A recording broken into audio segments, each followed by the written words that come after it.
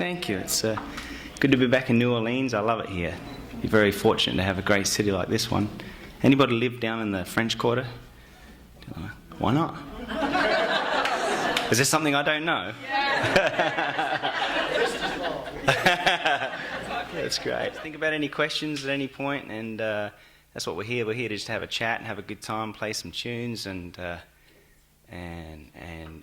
get to meet you, shake your hand, and say hello. So, when I left the Newsboys, it was such a the transition took a while, and it needed to, and it was good. I mean, the Newsboys was like a tree I planted in my teenage years, and so it was really important to me. It's like somebody handing over a church or something. It was you want it to do well, and you wanted it to get off to a good start. And so Mike Tate came out on the road and jumped on the tour bus and rode about 30 shows. He came out and just watched what was going on and kind of caught the vision. And then we made the switch, and I was behind the scenes for a good season. And that was going to be the plan. I was just going to kind of be behind the scenes. And we always make plans.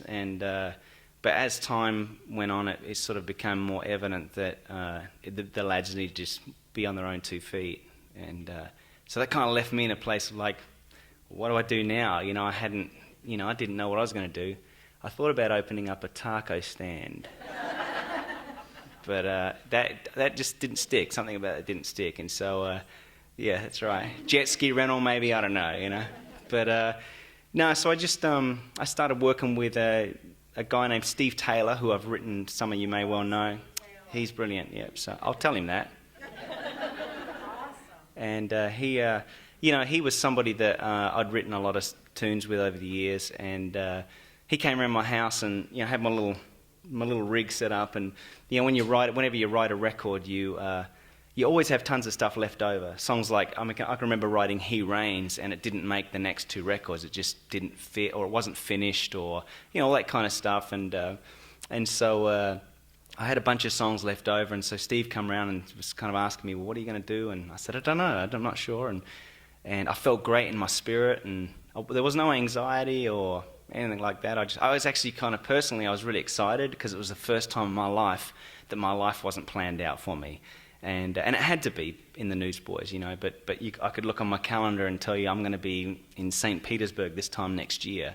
That's how planned out it was. So all of a sudden to go from that to not having a clue was really exciting. And so Steve came around and he began to ask me, and what about the songs that are there? You want to do anything with them? And I wasn't thinking much about it. I'd been kind of getting into painting and and walking the dog, cool stuff. You know what I mean? And so I went in with Steve, and there's a guy named Jimmy Abegg, a brilliant guitarist, and he played with Charlie Peacock and Vector, and a guy named John Painter, brilliant bass player, and he's a producer and arranger, does a lot of strings and composing for Disney Channel and all this kind of stuff. And so John had a studio, so I said to Steve, well, let's finish these songs. The 4 of us will just go and finish these songs as long as you sing them, And so Steve said, all right. And I've been trying to talk Steve into doing a solo record for about 15 years now. And obviously, I'm not good at talking people into doing things.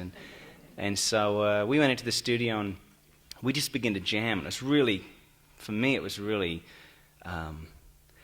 I'd hate to use the word therapeutic because I don't think I needed therapy. It was just more just a joy of being in the studio again. It was like being a kid. Have you ever, done something that just makes you feel like being a kid again? And for me, just being back on the drums. I'm a drummer.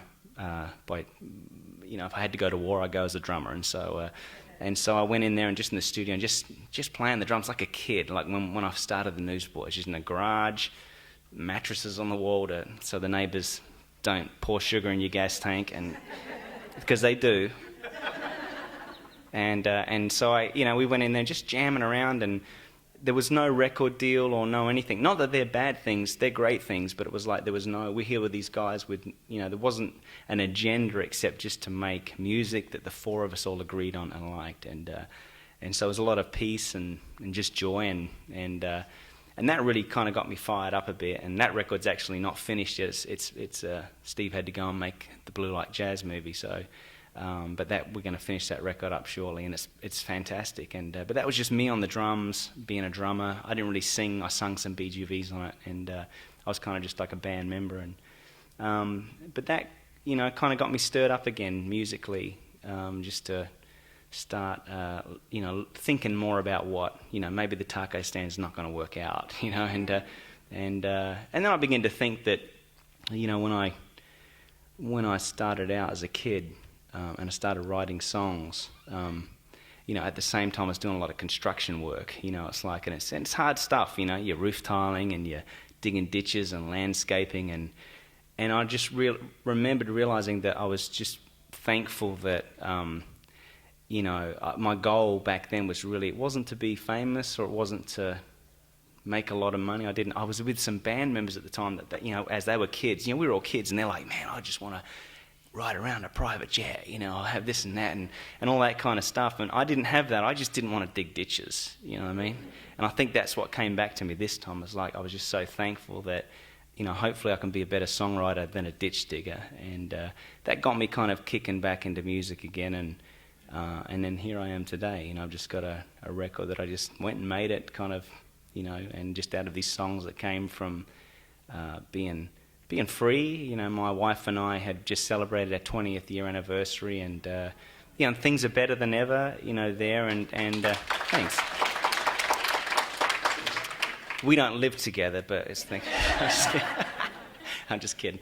But we actually, another thing that was a real big change for us was, and I remember coming through New Orleans, and that was, we had an RV, and we, because the Newsboys had jets and stayed in nice hotels, and we were pretty spoiled, you know what I mean? Then I went from that to this, I went and bought an RV, and it was just the two of us in the RV with our little dog, and I drove 110,000 miles around the United States, Canada, and Mexico, and so I came through New Orleans many times, and it was just very surreal. We were in this, going from the planes to having yourself driven around the bus to, playing to 10,000 people. But that night, those people didn't know, but you were sleeping at the Walmart Supercenter down the road, And instead of going back to Nashville, we were camping out at a KOA campground, and having to conserve water, and you're in this little space, and it was just fantastic. It really encouraged us to look at everything that we had. We began to really simplify, and we felt it was the Lord just sort of saying to us, just what are you working for? What are you, all the stuff you gather and store up, you have to work hard to maintain, to get it, and you also have to work hard to maintain it. So we began to look at all that stuff, and so we came back from that trip and just really began, and this took a long time just to simplify everything that we had, and wanting to be, I think, led to where we're meant to go, not pulled. There's a big difference. Sometimes you get pulled to places you have to go because of finances, because of anxiety, because of strange ideas and expectations of how you think things should be. And so we wanted to clear all that stuff out and just begin to kind of pull the hooks out and say, that thing pulls us this way, let's get rid of that. And it was fun to do together. It's great when the two of you are in agreement about something, and there's power in that. The Bible says there is. And so, so anyway, hope that answers your question. I think probably He Reigns. That's a song that I think it's probably more the worship stuff. I really like pop music, but there's power in the worship. The pop stuff can be very encouraging, and that's what I like it to be. But I think, I like a song that you can go and play. You can play it in front of 15,000 Muslims in Marrakesh, Morocco. You can play it on the Sea of Galilee at a New Age festival, or you can play it at a Christian music festival or a place like this. And there's an effect when people, it's not the song, it's the people, everyone's singing it with their hearts. And so that's probably one of my ones that's been a favourite, because I've seen the power of it, just the simple lyric and a simple melody. I don't listen to a lot of music, and that's something that most people don't, they don't know about me, and that's that I just don't listen to that much music, because then when I get into a room and I pull out this guitar and I begin to just play around, and then I hear a chord and I hear a melody, and I haven't had it. I haven't. There's less influence, and a glass of water is worth a lot more in the desert than it is down at Publix. You know what I mean? It's like that thing where you hunger for, and you begin to write what you want to hear. You don't sit and write, well, I need a radio hit or something like that. You just sit and begin to write something, and I think there's several keys to being an effective artist, and one is to be yourself, be original, is to have a song, which is the huge thing, and I think and the discipline, that's the other thing. I don't think sometimes people get an idea of this, people just sit around and here's comes the song. It's really, you're sitting there for hours. You sit there for hours and hours of trying to come up with an idea, and and they come at the strangest times. So sometimes it's in the middle of the night. I'll get an idea and record it on a little. My wife wakes up. Oh, you get an idea, and I'm trying to hum as quiet as I can.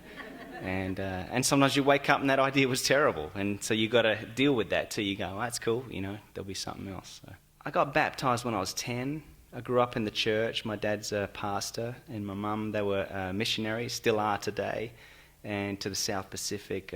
So I go on a lot of missions trips with my dad, and my mum was a huge influence on me. And I loved music from an early age. I got my first drum kit when I was 10, and my parents had a church. It was probably about this big, and I remember, I'd be 10 years old, and my parents would, after the service in the morning, they would leave, and the whole congregation would leave and go off to get lunch, but I'd stay there, and they would lock the doors of the building, and I let them do that, of course, and so I'd be sitting there just playing the drums. I'd play the drums for hours just from the love of music, and then they'd be back at 6 at night. And so I'd just sit there all day and I'd, if I got hungry, I ate the communion bread and the wine and grape juice. And then, they came in at night, and then I usually, by the time I was about 10 or so, I was playing the drum service, playing in the service. And so I kind of loved music and the drums right off from the bat. But my parents were a big influence, some of you guys are probably too young to remember, but, in the 80s when Christian music first came along, there was a big kind of kick up about whether this music is of God and stuff. I mean, I can remember opening up for Petra in the late 80s and going out into the hallway after we'd played the show, and there was people picketing. This music's of the devil, and you can, so as a kid you're really confused, and so.